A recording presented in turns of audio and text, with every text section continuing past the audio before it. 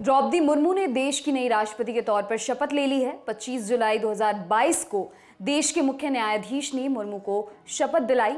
इतिहास पर अगर नजर डालें तो यह पहला मौका नहीं था जब किसी राष्ट्रपति ने 25 जुलाई की तारीख को देश के सबसे बड़े पद की शपथ ली।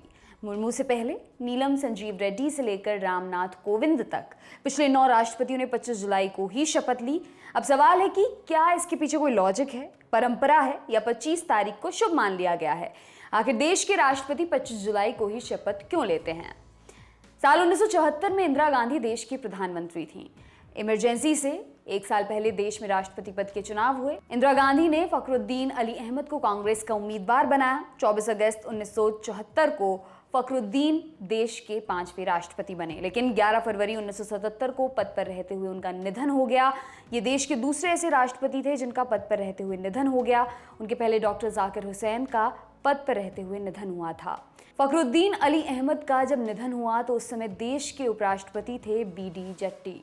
उन्हें एक्टिंग राष्ट्रपति बनाया गया।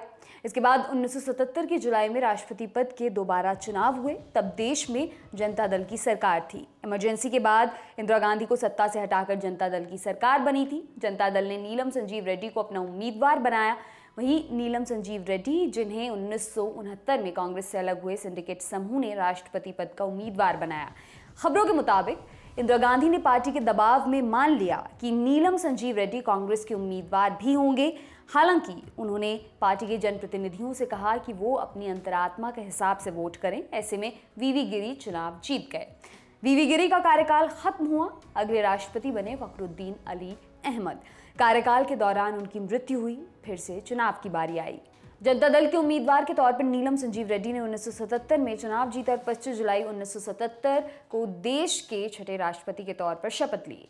इसके बाद से जितने भी राष्ट्रपति बने उनका कार्यकाल 5 साल बाद 24 जुलाई को खत्म हुआ और अगले राष्ट्रपति ने 25 जुलाई को ही शपथ ली। नीलम संजीव रेड्डी यानी जैल सिंह, रामास्वामी वेंकटरमन, शंकर दयाल शर्मा, के.आर. नारायणन, एपीजे अब्दुल कलाम, प्रतिभा पाटिल, प्रणब मुखर्जी और रामनाथ कोविंद, इन सभी राष्ट्रपतियों ने अपने कार्यकाल की शुरुआत 25 जुलाई को की और 5 साल बाद 24 जुलाई को राष्ट्रपति के दफ्तर में इनका आखिरी दिन रहा।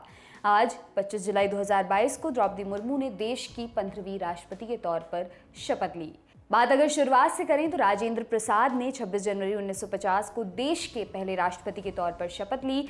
इसके बाद 1952 में राष्ट्रपति चुनाव हुए और राजेंद्र प्रसाद एक बार फिर चुनाव जीते। उन्होंने 13 मई 1952 को पद की शपथ ली। इसके बाद उनका कार्यकाल 12 मई 1962 तक रहा, जिसमें राजेंद्र प्रसाद एक बार और 1957 में राष्ट्रपति बने। इसके बाद 13 मई 1962 को सर्वपल्ली राधाकृष्णन ने देश के दूसरे राष्ट्रपति के तौर पर शपथ ली।